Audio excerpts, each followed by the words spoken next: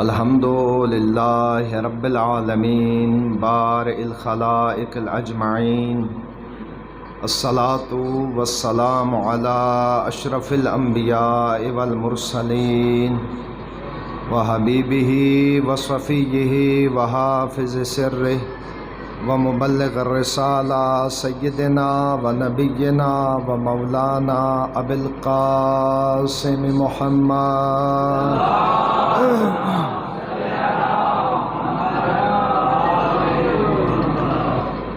وعلى آلہ الطیبین الطاہرین المعصومین المظلومین، اما بعد، فقال حسین بن علی علیہ الصلاۃ والسلام: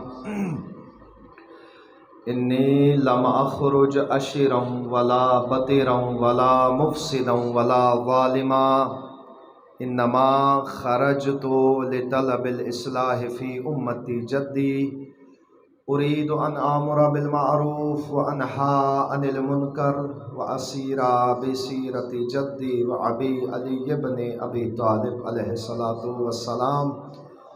صلوات پڑھیے محمد وعلیہ۔ اپنی عبادات کی قبولیت کے لیے، بیماروں کی شفا یابی کے لیے، عزاداران امام مظلوم کے حفظ و سلامتی کے لیے ایک مرتبہ پھر باواز بلند صلوات پڑھ کے محمد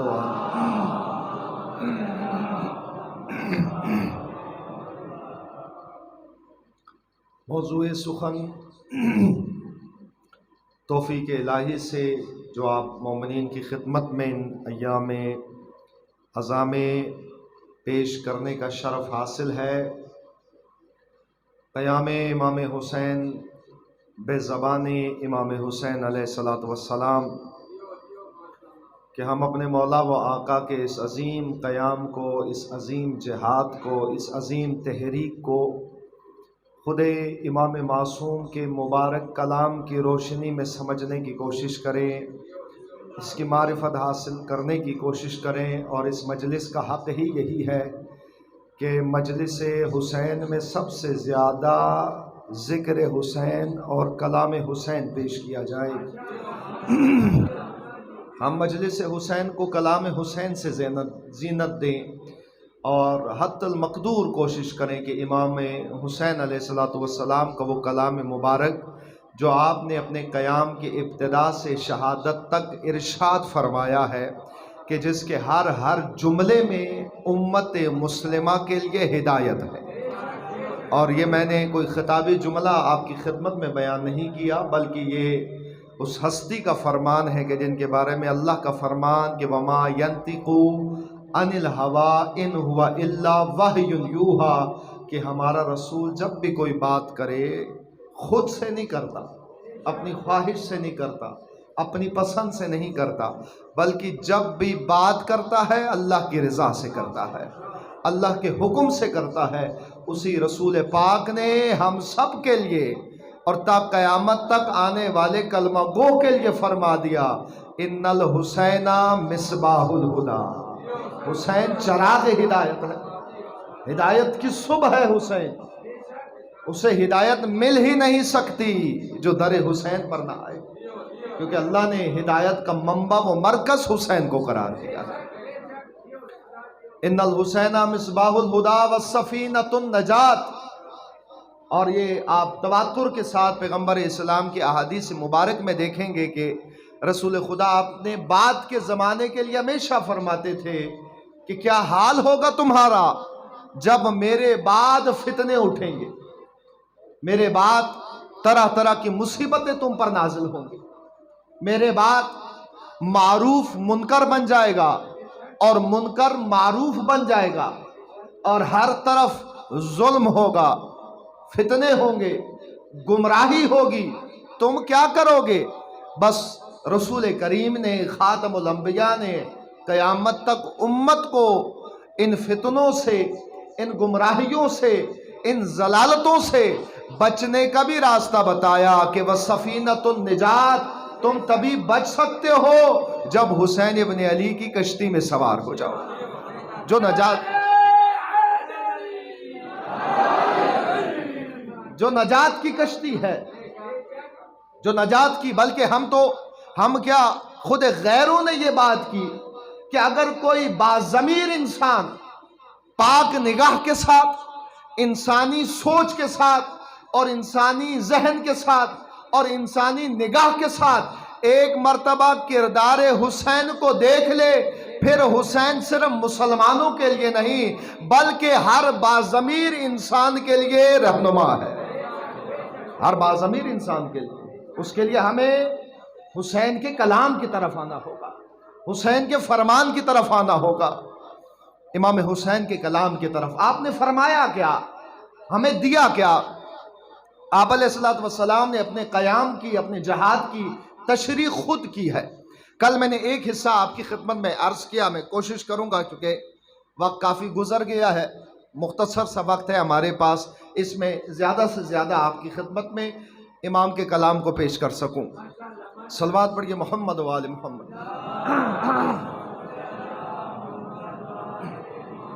عرض کیا تھا آپ کی خدمت میں کہ سید الشہداء کے اس عظیم قیام کو، عظیم جہاد کو سمجھنے کے لیے ہم اس قیام کو کہ جو مدینہ سے شروع ہوتا ہے اور حسین ابن علی کی شہادت تک، اور اس کے بعد پھر تحریک زینبی ہے، مدینہ سے تحریک حسینی چلی اور شہادت حسین کے بعد یہ تحریک زینبی بن گئی۔ انہیں سمجھنے کے لیے 5 مرحلوں میں تقسیم کرتے ہیں تاکہ سمجھنا آسان ہو۔ مرحلہ انکار بیعت، مرحلہ تبیین و تفسیر قیام حسینی، مرحلہ کسب یاوران و ناصران، مرحلہ جنگ و مرحلہ اہتمام حجت، اور آخری مرحلہ تبلیغ پیغام حسینی۔ یہ 5 مراحل بنتے ہیں، سٹیپ بنتے ہیں کہ ہر مرحلے میں امام عالی مقام کے عظیم الشان جملے، عظیم الشان خطبات اور عظیم الشان فرامین موجود ہے کہ میں نے عرض کیا کہ اس کے ہر کلمے میں ہمارے لیے رہنمائی موجود ہے، ہر کلمے میں ہدایت موجود ہے۔ پہلا مرحلہ عرض کیا، مرحلہ انکار بیعت۔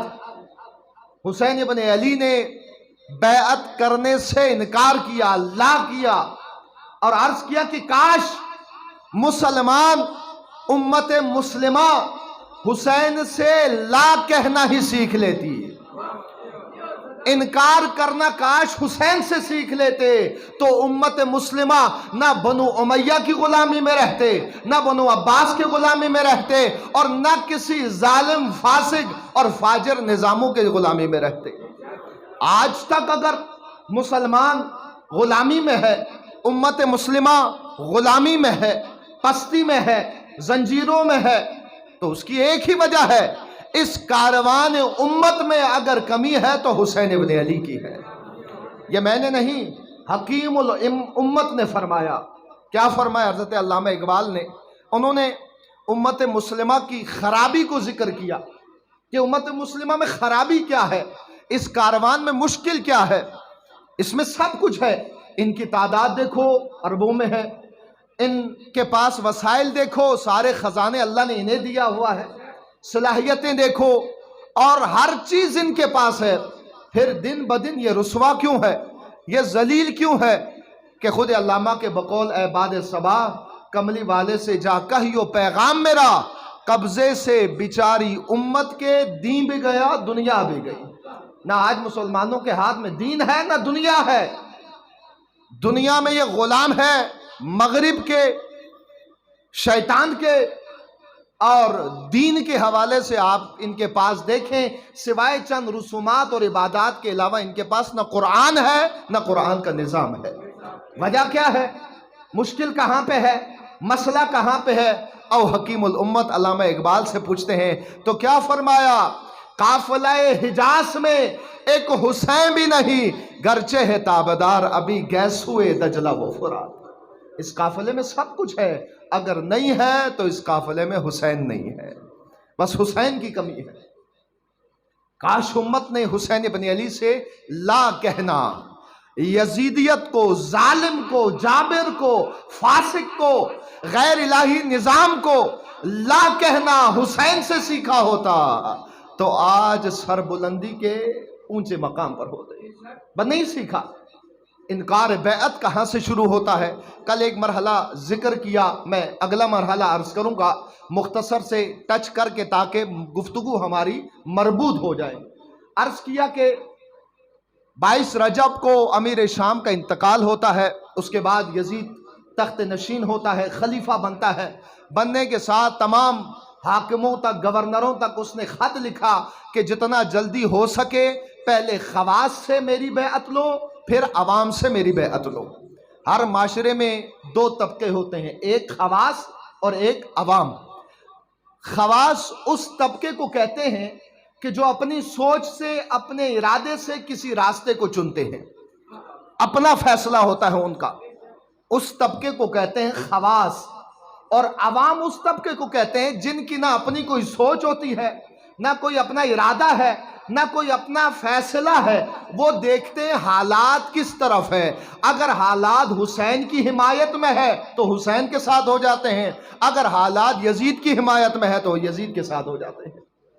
عوام اسے کہتے ہیں جن کا اپنا فیصلہ نہیں، وہ دیکھتے ہیں ہوا کس طرف ہے، ہوا کا رخ جس طرف ہو عوام اسی طرف چلنا شروع ہو جاتی ہے۔ اس لیے مولانا رومی نے بہت ہی خوبصورت انداز میں بیان فرمایا خبردار عوام کے پیچھے کبھی نہ چلنا، کیونکہ یہ وہ طبقہ ہے کہ جب ماننے پر آئے تو گائے کو خدا مان لیتے ہیں، اور نہ ماننے پہ آئے تو موسیٰ جیسے انسان کو نبی نہیں مانتے۔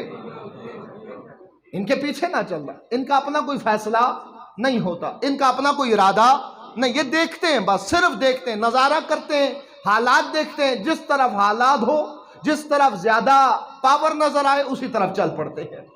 خواص کسی معاشرے کے اندر وہ طبقہ ہوتا ہے کہ جس کا فیصلہ اپنا، جس کی سوچ اپنی اور اپنے ارادے، فیصلے اور سوچ کے مطابق وہ راستہ چنتے ہیں اور فیصلہ کرتے ہیں۔ یزید نے حکم لکھا کہ ہر شہر کے عوام سے بھی اور خواص سے بھی میری بیعت لو، اور ایک خصوصی خط اس نے مدینہ روانہ کیا حاکم مدینہ ولید ابن عتبہ کے نام، اور لکھا کہ سب سے میری بیعت لو، اور خصوصاً حسین اور عبداللہ ابن زبیر سے۔ عبداللہ ابن زبیر کون ہے؟ میں انشاءاللہ آنے والے ایام میں عرض کروں گا، ایک اہم شخصیت ہے بہت۔ حضرت زبیر ابن عوام کے بیٹے ہیں، یہ صحابی رسول کے بیٹے ہیں۔ ان دو سے ضرور بیعت لینا، اور اگر یہ دونوں بیعت کر لے تو ٹھیک، اگر یہ بیعت نہ کرے تو فوراً ان کا سر قلم کر کے شام روانہ کرو۔ یہ سخت ترین حکم اس نے بھیجا۔ 27 رجب کی شب کو اسے یہ خط ملتا ہے، وہ اسی وقت مروان ابن حکم کو بلا کے مشورہ کرتا ہے، اس کے مشورے کے مطابق اسی رات امام حسین کو بلاتا ہے اپنے پاس، رات کی تاریکی میں امام تک پیغام پہنچتا ہے، اور امام تشریف لاتے ہیں۔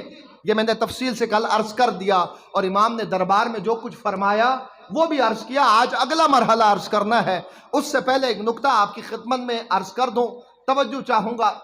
امام حسین جب ولید کے دربار جا رہے تھے تو آپ پہلے اپنے گھر تشریف لاتے ہیں اور بنو ہاشم کے نوجوانوں کا ایک مسلح دستہ تشکیل دیتے ہیں۔ مختلف روایات ہے، بعض میں ہے 19 جوان، بعض میں 30، بعض میں 40، لیکن زیادہ جو تواتر کے ساتھ آیا وہ 30 جوان، 30 مسلح بنو ہاشم کے جوانوں کا دستہ تشکیل دیتے ہیں، اور انہیں اپنے ساتھ لے کر دربار آتے ہیں، اور انہیں فرماتے ہیں، چونکہ امام کو معلوم تھا، ان کے ارادے کے بارے میں معلوم تھا کہ اگر میں بیعت نہ کروں یہ رات کی تاریکی میں خاموشی سے مجھے قتل کر دیں گے۔ امام کو ان کے ارادے کا پتہ چل گیا تھا۔ امام یہ جوانوں کا دستہ لے کر آتے ہیں، انہیں دربار کے باہر روکتے ہیں اور فرماتے ہیں کہ تم نے یہاں رکنا ہے، میں اندر جاؤں گا۔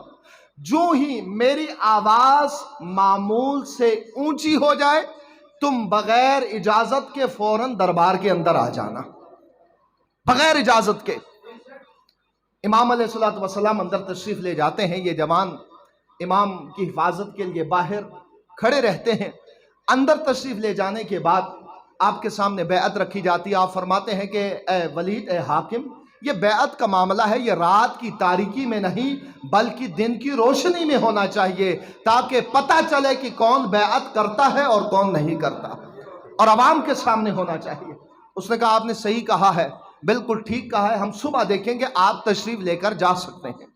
مروان نے فوراً ولید کو کہا کہ ولید حسین کو جانے نہ دو، اگر یہاں سے حسین چلے گئے پھر کبھی تمہارے ہاتھ نہیں آئے گا، اور کہا کہ بیعت لو، اگر نہیں کرتے فوراً سر قلم کر دو۔ امام نے جب یہ سنا، ایک جلال امام کے چہرے پر آیا اور فرمایا یا بن زرقا، اے فاحشہ عورت کے بیٹے، تو مجھے قتل کی دھمکی دیتا ہے، تو مجھے موت سے ڈراتا ہے۔ جو ہی امام کی آواز معمول سے اونچی ہوئی، بنو ہاشم کے وہ مسلح جوان ہتھیاروں کے ساتھ فوراً دربار کے اندر تشریف لاتے ہیں۔ اور جب ولید اور مروان نے یہ دیکھا کہ امام باقاعدہ مسلح دستہ لے کر تشریف لائے ہیں، تو انہوں نے جو پلان کیا تھا اس پر پانی پھر جاتا ہے۔ وہاں پھر ان کی جرأت نہیں ہوتی کہ امام کی طرف بڑھے یا پھر امام کو قتل کرنے کا ارادہ کریں۔ مومنین کرام، یہاں جو نکتہ آپ کی خدمت میں عرض کرنا ہے وہ یہ کہ امام حسین کو معلوم تھا کہ میں نے شہید ہونا ہے، اور یہ وہ نکتہ ہے، یہ وہ بات ہے کہ جو پیغمبر اسلام نے بھی فرمایا، مولا علی نے بھی فرمایا، جناب سیدہ نے بھی فرمایا، امام حسن مجتبیٰ نے بھی فرمایا۔ نہ صرف امام حسین کو معلوم ہے کہ میں نے شہید ہونا ہے، بلکہ مدینہ میں موجود اور بھی بہت سارے لوگوں کو معلوم ہے، کیونکہ انہوں نے یا پیغمبر سے سنا ہے، یا امام حسن سے سنا ہے، یا مولا علی سے سنا ہوا ہے کہ حسین ابن علی کو شہید کر دیا جائے گا۔ امام کو بھی معلوم، لیکن کیا وجہ ہے کہ امام مدینہ کے اندر شہید نہیں ہونا چاہتے؟ امام نہیں چاہتے کہ میرا خون مدینہ میں بہے۔ اس کی بہت بڑی حکمت ہے۔ وہ حکمت کیا؟ مومنین کرام، یہی مدینہ تھا، اور اسی مدینہ کے اندر در فاطمہ کو جلایا گیا، جناب سیدہ پر ظلم کیا گیا، لیکن خاموشی رہی، پتہ نہیں چلا کس نے کیا، کب کیا، کیسے کیا، پردے پڑ گئے، اور آج تک پردہ پڑا ہوا ہے، آج تک پردہ پڑا ہوا ہے، کوئی لب نہیں کھول سکتا، چھپ گیا۔ اسی مدینہ کے اندر امام حسن مجتبیٰ کو زہر دیا گیا، اسی مدینہ کے اندر امام حسن مجتبیٰ کے جنازے پر تیر برسائے گئے۔ کس نے برسائے؟ کس کی پلاننگ تھی؟ کس کا ہاتھ تھا؟ سب چھپ گیا، سب دب گیا۔ چند ایک ظاہری افراد کے نام تو آ گئے، لیکن وہ جن کا حقیقی کردار تھا وہ چھپتا رہا، اور آج تک چھپا ہوا ہے۔ اسی طرح مولا امیر المومنین کی شہادت، آپ کے سر مبارک پر ضربت لگی، بظاہر تو سامنے ابن ملجم تھا، یہ ملعون تھا، لیکن پیچھے کس کی پلاننگ تھی، کس کی سازش تھی؟ چھپ گیا، دب گیا، آج تک دبا ہوا ہے، رضی اللہ کہا جا رہا ہے۔ بس ہر قتل، ہر مظلومیت چھپتی رہی۔ حسین ابن علی دیکھ رہے ہیں کہ اگر میرا خون بھی مدینہ کے اندر بہایا جائے تو میرا خون بھی چھپا دیا جائے گا، اور یہ یاد رکھیں، یزید کی اور یزیدی مشیروں کی اور مشینری کی پوری کوشش تھی کہ امام حسین کو مدینہ میں ہی شہید کر دیا جائے۔ مدینہ میں نہیں کرتے تو مکہ میں تو ضرور شہید کر دیا جائے۔ اگر امام کو مدینہ میں شہید کر دیا جاتا تو آپ کو اندازہ ہونا چاہیے تھا کہ آج پھر مسلمانوں کا چھٹا خلیفہ یزید ہوتا، آج اس کے نام کے ساتھ بھی رضی اللہ لگایا جاتا، چھپ جاتا، زیادہ سے زیادہ کیا ہوتا؟ یہ قتل کس کے نام آ جاتا؟ ولید ابن عتبہ کے نام، حاکم کے نام، گورنر کے نام، کہ اس کی وجہ سے ہوا ہے، بس کیا کرو، اسے معزول کر دو، یا زیادہ سے زیادہ اسے ہی قتل کر دو۔ وہ جن کا پیچھے اصلی ہاتھ ہے، جو اصلی کردار ہے، ان پر پردہ پڑا رہے گا۔ حسین ابن علی انتظار میں تھے۔ یہ یاد رکھنا ایک نکتہ، یزیدیت صرف ایک فرد کا نام نہیں ہے، یزیدیت ایک پورے نظام کا نام ہے، ایک پوری سوچ کا نام ہے، جو یزید سے پہلے بھی تھا اور یزید کے بعد بھی ہے۔ اس کا نام یزیدیت اس لیے پڑ گیا ہے کیونکہ یہ فرد، یعنی یہ یزید ابن معاویہ سب سے زیادہ کھل کے آگے آیا تھا، اس لیے اس کا نام یزیدیت پڑ گیا، نہیں تو یہ نظام پہلے بھی تھا اور اس کے بعد بھی ہے۔ امام حسین دیکھ رہے تھے کہ اسی نظام نے میری ماں پر ظلم کیا، اسی نظام نے میرے بابا کو شہید کیا، اسی نظام نے میرے بھیا کو شہید کیا، اسی نظام نے ہمارا حق مارا۔ بس میں انتظار میں تھا، میں منتظر تھا کہ کب یہ یزیدی نظام مجھے موقع دے، مجھے فرصت دے اور مجھے ایسا موقع دے کہ میں تاریخ بھر کی یزیدیت کو گھیر کر کربلا کے میدان میں لے آؤں اور یہاں پر اس کے چہرے پہ پڑے ہوئے وہ پرانا نقاب کہ جس کی وجہ سے یہ ہر دفعہ بچ کے نکل جاتا تھا، ایسا ہٹاؤں اور نوچوں کہ تا قیامت تک اگر یزید چھپنا چاہے چھپ نہیں سکتا، اور کوئی اگر یزید کے جرم پر پردہ ڈالنا چاہے، اسے پاک کرنا چاہے، میں اسے اتنا پلید کر دوں گا کہ جو بھی اسے پاک کرنے کی کوشش کرے گا وہ خود ناپاک ہو جائے گا، وہ خود پلید ہو جائے گا۔ اور دیکھا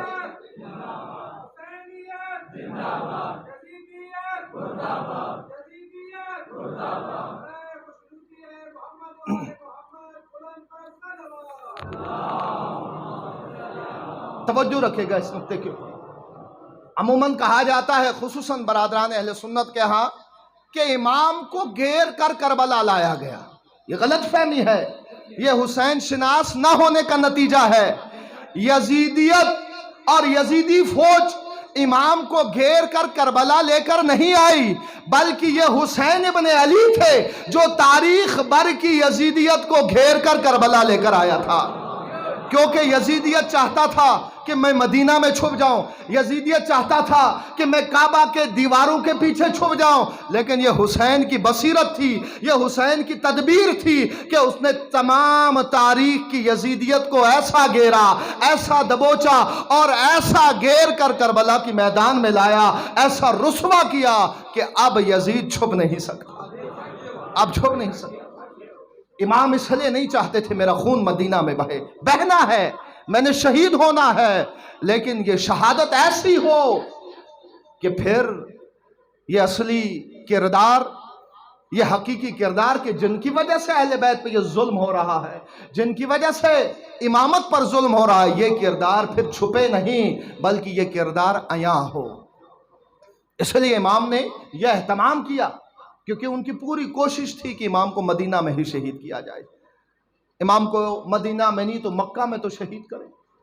بس اس لیے امام نے یہ مسلح دستہ تشکیل دیا تاکہ ان کے پلان کو برباد کیا جا سکے، اور کیا، ان کے پلان کو برباد کیا۔ مومنین کرام، جب امام کے سامنے یزید کی بیعت رکھی گئی اور کہا گیا کہ آپ یزید کی بیعت کریں، حسین ابن علی کے لیے اس سے زیادہ دکھ اور تکلیف دہ مرحلہ کوئی نہیں ہو سکتا۔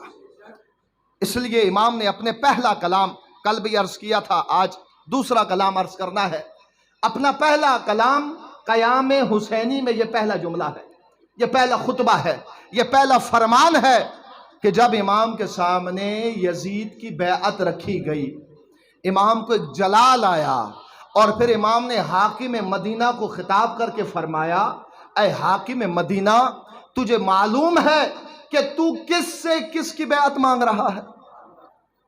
کس سے کس کی؟ وہ نجاست کہاں اور یہ پاکی کہاں؟ وہ پلیدگی کہاں، یہ عصمت و طہارت کا مجسمہ کہاں؟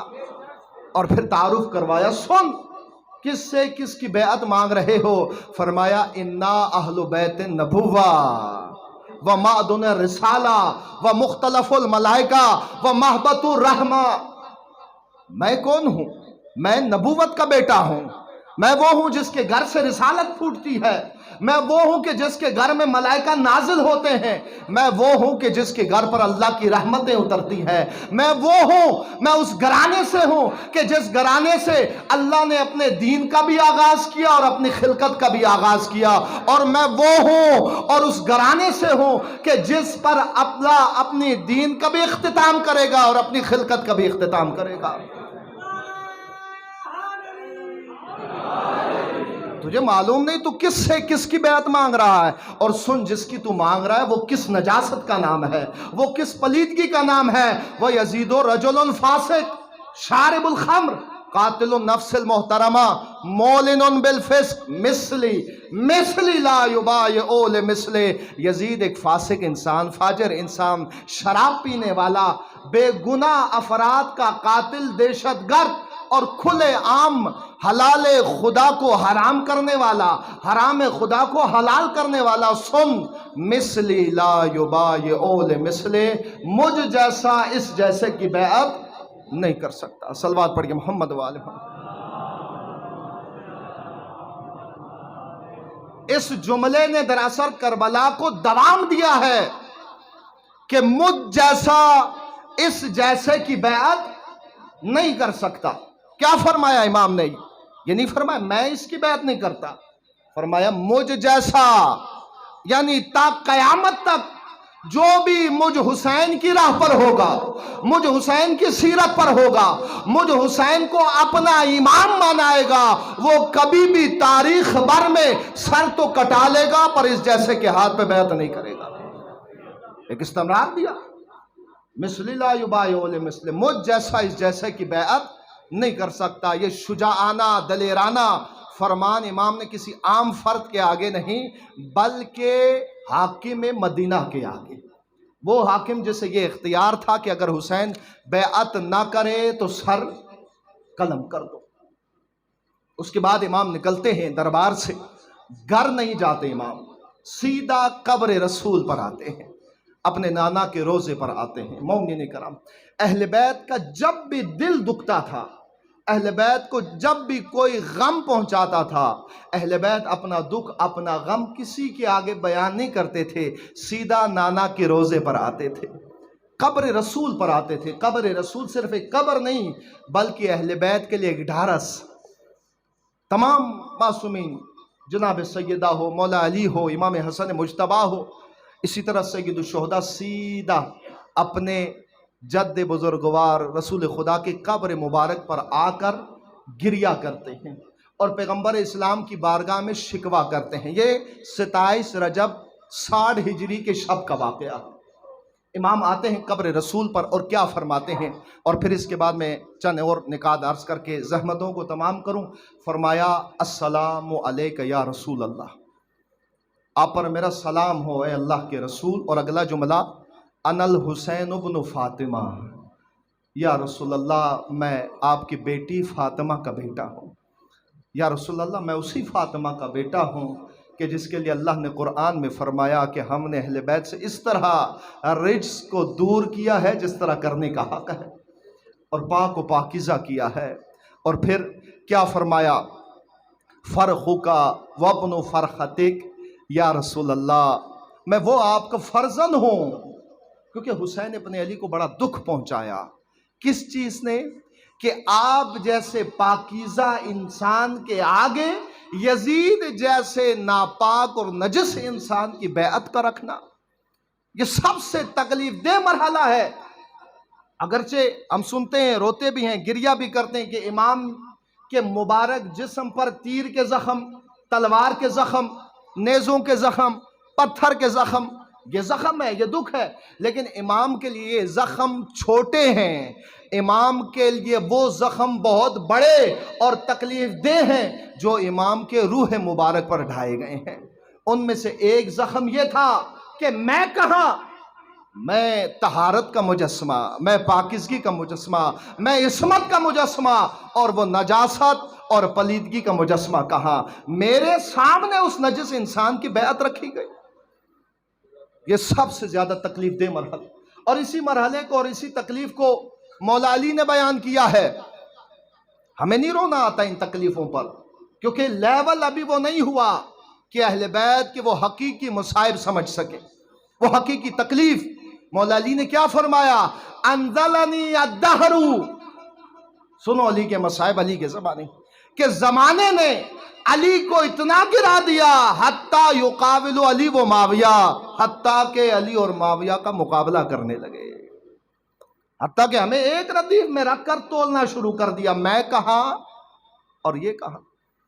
یہ سب سے زیادہ مولا علی کے لیے تکلیف دہ مرحلہ تھا کہ مجھے کس کے ساتھ رکھ کے تولا جا رہا ہے، مجھے کس کے ساتھ کھڑا کیا جا رہا ہے، میرا تقابل کس سے کیا جا رہا ہے۔ सैयद शुहदा को इसी चीज़ ने तकलीफ पहुंचाया कि मेरे सामने इस पलीद इंसान की बैत रखी गई। इसलिए ये शिकवा पैगंबर इस्लाम की कब्र पर लेकर आते हैं और फरमाया, या रसूल अल्लाह, मैं आपका वो फर्जंद हूँ जिसे आपने उम्मत की हिदायत और रहबरी के लिए अपना जानशीन बनाया था।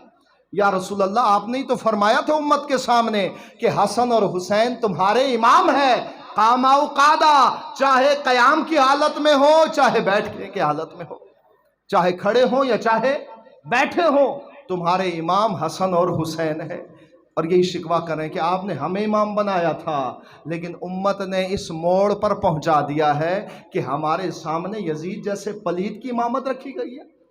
और अगला जुमला मोमिनीन कराम फरमाते हैं, फशहदू या नबी अल्लाह, ए अल्लाह के नबी आप गवाह रहना, आप गवाह रहना, अन्नहुम खदलूनी, आप गवाह रहना इन्होंने मुझे तन्हा कर दिया, इन्होंने मुझे छोड़ दिया उम्मत ने। वलम यहफज़ूनी, ए अल्लाह के रसूल आप गवाह रहना इन्होंने मेरी हिफाजत नहीं की, मेरी हिफाजत नहीं की। ये आपकी बारगाह में मेरी शिकायत है, यहाँ तक कि मैं आकर आपसे मिल जाऊँ।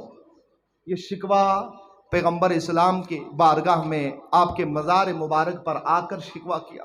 और तारीख़ में है कि ये 27 रजब की शब हुसैन इब्न अली घर नहीं गए, पूरी रात कब्र रसूल पे गुजारा, रोते रहे, नमाज में रहे, मुनाजात में गिरिया करते रहे। अगली सुबह, बस मुख्तसरन इशारा करूं, अगली सुबह जब आप निकलते हैं वहां से तो आपकी मुलाकात मरवान इब्न हकम से, वही मरवान कि जो दरबार में वलीद को कह रहा था कि फौरन बैअत लो, जाने ना दो, अगर नहीं करते तो सर कलम करो। हुसैन की मजलूमियत देखिए। सुबह इसी से आपकी मुलाकात होती है और ये आपसे कहता है, सरेरा जब इसका इमाम हुसैन से आमना सामना हुआ तो मरवान ने आगे से कहा, ए अबा अब्दुल्ला, मुझे आप अपना खैरख्वाह समझे, मुझे आप अपना खैरख्वाह समझे। मैं आपको एक ऐसी तजवीज़ देता हूँ कि जिसमें आपकी दुनिया की भी भलाई है और आखिरत की भी भलाई है। ये मजलूमियत है इमाम कि मरवान जैसा शजरा मलऊना का बानी ये इमाम हुसैन को कह रहा है कि आप मुझे अपना खैरख्वाह समझे, मैं आपको वो तजवीज़ दे रहा हूँ, अगर आप इस पर अमल करते हैं तो इसमें आपकी दुनिया की भी भलाई है और आखिरत की भी भलाई है। अल्लाहु अकबर। इमाम ने फरमाया, अच्छा बता क्या कहना चाहते हो तुम? उसने कहा, मैं बस यही आपसे कहना चाहता हूं कि आप यजीद की बैअत कर लें, आप यजीद की बैअत कर लें। और उसकी जुर्रत देखो कि इमाम को क्या कह रहा है कि आप मेरी तजवीज़ पर अमल करें, इसमें आपकी दुनिया की भी भलाई है और आखिरत की भी भलाई है। और कहा कि क्या है तजवीज़? तजवीज़ यह है, यह सुबह 27 रजब की सुबह की बात है। इमाम ने फरमाया, क्या तजवीज़? तजवीज़ ये कि आप यजीद की बैअत कर लें। अब जवाब सुने सय्यद शुहदा का, कि जिसकी तरफ मैं कल इशारा करूंगा, आज सिर्फ इशारा करके छोड़ता हूं। इमाम ने जब सुना इसने कहा कि आप यजीद की बैअत कर ले, सय्यद शुहदा ने फरमाया, इन्ना लिल्लाहि व इन्ना इलैहि राजिऊन, इन्ना लिल्लाहि व इन्ना इलैहि राजिऊन। और फरमाया, व अलल इस्लाम सलाम इज़ क़द बुलियतिल उम्मतो बेरायन मिस्ल यजीद। कलमा इस्तरजा पढ़ी और फरमाया कि इस्लाम की फातिहा पढ़ दो। कब? जब उम्मत यजीद जैसे हाकिमों में मुब्तला हो जाए। कि तू कह रहा है यजीद की बैअत कर दो, तुझे मालूम है कि यजीद की बैअत करना यानी इस्लाम की फातिहा पढ़ दो, इस्लाम की छुट्टी, इस्लाम निकल जाएगा, इस्लाम ख़त्म हो जाएगा। इसलिए फरमाया, इन्ना लिल्लाहि व इन्ना इलैहि राजिऊन व अलल इस्लाम सलाम इज़ा बुलियतिल उम्मतो बेरायन मिस्ल यजीद। कि जब उम्मत यजीद जैसों में मुब्तला हो जाए, इस्लाम ख़त्म हो जाता है। और आगे कुछ और जुमलात है, वो इंशाअल्लाह अर्ज़ करूँगा मरवान के जवाब में जो आपने इरशाद फरमाया, हमें मालूम हो ये, ताकि हमें हकीकी मज़लूमियत सय्यद शुहदा की सामने आए। ये वो ज़ख्म है جو حسین ابن علی کے روح مبارک پر لگے۔ یہ بہت تکلیف دہ مرحلہ تھا امام حسین کے لیے کہ میرے سامنے یزید کی بیعت رکھی جا رہی ہے، مجھ سے یزید کی بیعت کا مطالبہ کیا جا رہا ہے اور کہا جا رہا ہے کہ اس میں آپ کی دنیا و آخرت کی بھلائی ہے۔ امام نے جواب دیا وعلی الاسلام السلام، سلام، اسلام نکل جائے گا جب بھی امت یزید جیسوں میں مبتلا ہو جائے، جب بھی امت کے اوپر یزید جیسا حاکم بنے، اسلام کی فاتحہ پڑھ لو۔ آگے کچھ اور بھی فرمایا جسے کل عرض کروں گا۔ اور اس کے بعد پھر امام کی ملاقات اپنے بھائیوں سے، ایک بھائی آپ کے عمر اطراف کے نام سے ہے، مولا علی کے بیٹے ہیں، ان سے ہوتی ہے۔ پھر ایک اور بھائی محمد ابن حنفیہ سے، ان سے ہوتی ہے۔ اور وہ امام کو کیا مشورے دیتے ہیں اور امام کیا جواب دیتے ہیں، کیا ہمیں معلوم ہو کہ مدینہ میں کیا کیا ہوا امام کے ساتھ۔ مومنین کرام، یہ وہ مظلومیت ہے سید الشہداء کی۔ اس گہرائی سے ہم امام کے قیام کو سمجھے، امام کے کلام کی روشنی میں۔ سید الشہداء جب مدینہ سے نکل رہے تھے، بہت ہی اختصار کے ساتھ صرف چند جملے مصائب کے عرض کروں گا۔ جب نکل رہے تھے جناب ام سلمہ ام المؤمنین نے فرمایا بیٹا اگر آپ کا جانا اتنا ہی ضروری ہے تو ان عورتوں اور بچوں کو لے کر نہ جائیں۔ کیا فرمایا سید الشہداء نے؟ یا اماں جان ان اللہ شاء ان یرانی قتیلا، اے اماں جان دین خدا بچتا نہیں ہے، اللہ کا دین بچتا نہیں ہے جب تک میں اللہ کی راہ میں قتل نہ ہو جاؤں۔ خدا کا دین بچتا نہیں ہے جب تک یہ عورتیں اور بچے اللہ کی راہ میں اسیر نہ ہو جائیں۔ اجرکم ربکم، خدا سلامت رکھے آپ کو۔ رونے میں تکلف سے کام نہ لینا، یہ رونا ایک عظیم عبادت ہے۔ صلی اللہ علی الباقین الحسین، خدا حسین پر رونے والوں پر سلام بھیجتا ہے۔ اجرکم ربکم، یہ رونا دل کو نرم کرتا ہے، دل کی نرمی پیغام حسینی کے لیے بہت ضروری ہے۔ زیادہ انہی بچوں میں سے 2 بچے اور تھے جن کا میں مختصراً ذکر کروں گا۔ 2 روایتیں ہیں، ایک مشہور روایت جسے آپ اکثر علماء و ذاکرین سے سنتے ہیں، اسے چھوڑ کر میں آج دوسری روایت بیان کروں گا جناب مسلم کے 2 بچے محمد اور ابراہیم کے بارے میں۔ ایک روایت یہ ہے کہ یہ دونوں بچے اپنے بابا کے ساتھ کوفہ میں تھے، لیکن ایک اور روایت کے مطابق یہ بچے اپنے بابا کے ساتھ کوفہ میں نہیں تھے بلکہ سید الشہداء کے ساتھ کربلا میں تھے۔ عزادارو، اس کاروان کے اندر بچے بھی تھے، اس کاروان کے اندر خواتین بھی تھی۔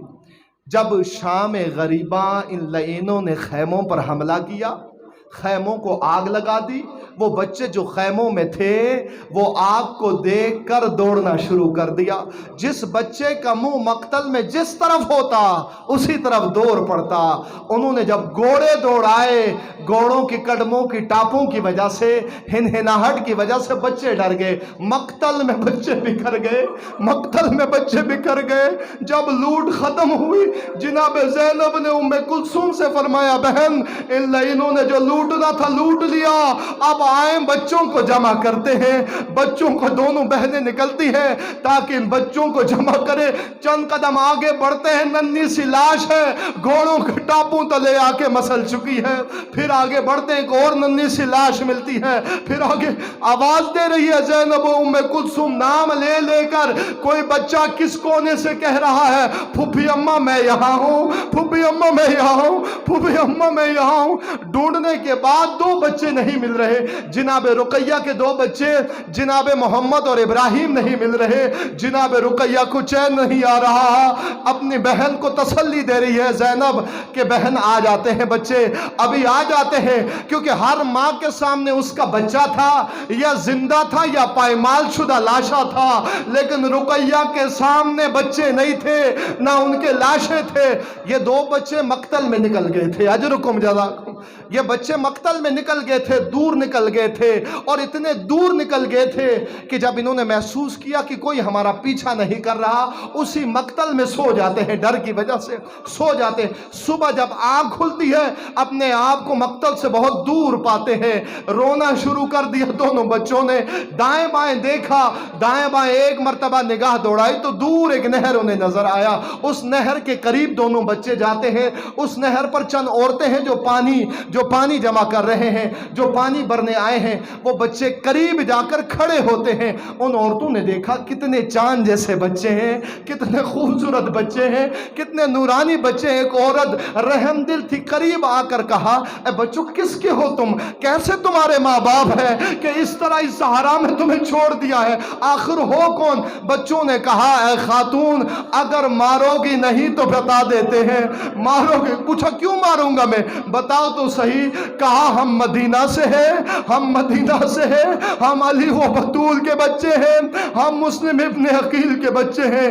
عزادار وہ مومنہ، اس کے دل میں اہل بیت کی محبت تھی، ان دونوں بچوں کو لیا گھر میں لے کر گئی، بچوں کو نہلایا، کھانا کھلایا اور بچوں کو سلا دیا۔ اس مومنہ کے گھر کا بیٹا یا پھر اس کا شوہر یہ عبید اللہ کی فوج کا حصہ تھا۔ یہ واپس رات کو جب گھر آتا ہے، گھر میں آنے کے بعد اس نے محسوس کیا کہ گھر میں کچھ اور بھی لوگ بھی ہیں۔ اس نے جب کمرے کا دروازہ کھولا دیکھا کہ دو چاند جیسے بچے موجود ہیں۔ اس نے پوچھا کہ یہ بچے کن کے ہیں؟ اس عورت نے بڑی کوشش کی کہ نہ بتاؤں، آخر جب اصرار کیا تو بتا دیا کہ یہ مسلم ابن عقیل کے بچے ہیں، یہ حسین کے بچے ہیں، یہ آل علی کے بچے ہیں۔ عزادارہ اس لعین کے ذہن میں یہ آیا کہ کیوں نہ میں اسے عبید اللہ کے سامنے پیش کروں تاکہ بڑا انعام ملے۔ اس لعین نے انعام کے لالچ میں دونوں بچوں کو زلفوں سے پکڑ کر لے جانے لگا۔ اس عورت نے بڑی کوشش کی کہ میں روکوں لیکن لے کے جا رہا تھا۔ راستے میں لعین کے ذہن میں آتا ہے کہ میں اگر ان بچوں کے سروں کو لے کر جاؤں تو زیادہ بڑا انعام ملے گا۔ عزادارو تلوار نیام سے نکالتا ہے، بچوں سے کہتا ہے بچوں اب مرنے کے لیے تیار ہو جاؤ، کوئی آخری خواہش ہے تو بتاؤ۔ عزادارو معلوم ہے اہل بیت کے بچوں نے کیا کہا؟ کہا کوئی خواہش نہیں، بس تھوڑی سی مہلت دے دو، ہم 2 رکعت نماز پڑھنا چاہتے ہیں۔ اس لعین نے یہ مہلت دے دی، دونوں بھائیوں نے نماز پڑھ لی۔ اب کہا تیار ہو جاؤ، کون پہلے میرے تلوار کا شکار بنتا ہے؟ عزادارو چھوٹا بھائی آگے بڑھتا ہے، ہاتھ جوڑ کے کہتا ہے لعین مجھ سے بڑے بھائی کا مرنا نہیں دیکھا جائے گا، پہلے میرے سر کو جدا کرو۔ بڑا بھائی آگے بڑھتا ہے اور کہتا ہے لعین مجھ سے چھوٹے بھائی کا مرنا نہیں دیکھا جائے گا، پہلے مجھے قتل کرو۔ اس لعین نے تلوار کے ایک وار سے دونوں بچوں کے سر قلم کر دیے، دونوں بچوں کے سر قلم کر دیے، ان لاشوں کو نہر میں ڈال دیا۔ اب ان 2 ننھے سروں کو رومال میں باندھ کے دربار میں جاتے ہیں۔ وہ دربار میں بڑے ظالم لوگ تھے، لیکن جو ہی اس نے رومال کھولا 2 چاند جیسے چہرے نمودار ہوئے۔ ان لعینوں نے کہا اے لعین کتنا سخت دل ہے تیرا، کیسے دل کیا کہ ان پھول جیسے چہروں کو۔ اللہ لعنت اللہ علی القوم الظالمین وسیعلم الذین ظلموا۔